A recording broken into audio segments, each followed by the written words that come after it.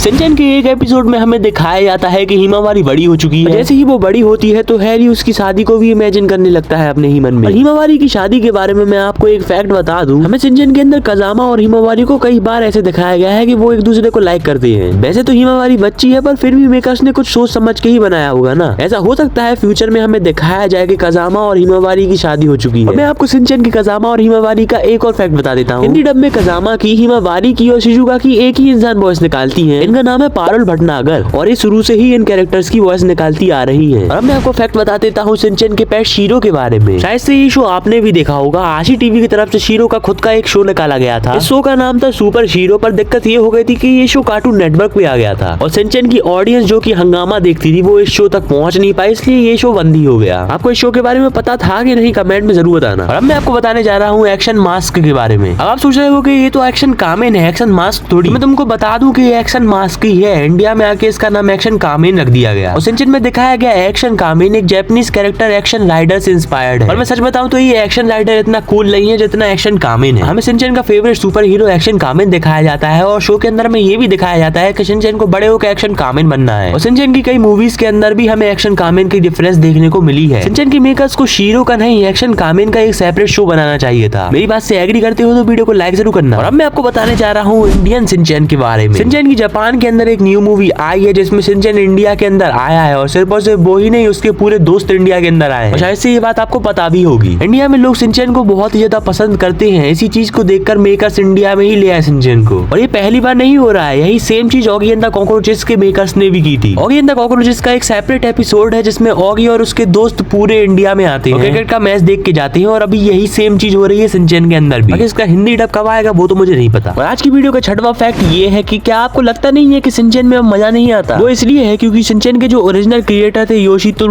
इनका नाम मेरे मुंह में आ नहीं रहा है, वो अब इस दुनिया में नहीं है, इसलिए शिनचैन को अब कोई और मनाता है। इसलिए शिनचैन की न्यू एपिसोड्स और न्यू मूवीज में वो बात नहीं है जो पुरानी मूवीज और पुराने एपिसोड्स में हुआ करती थी और नहीं आने वाले समय में भी होगी। बाकी वीडियो पसंद आए तो वीडियो को लाइक जरूर करना और ऐसी और वीडियोस के लिए हमारे चैनल को सब्सक्राइब करना मत भूलना। अब मैं मिलूंगा आपको एक और नई वीडियो के साथ, तब तक के लिए गुड बाय।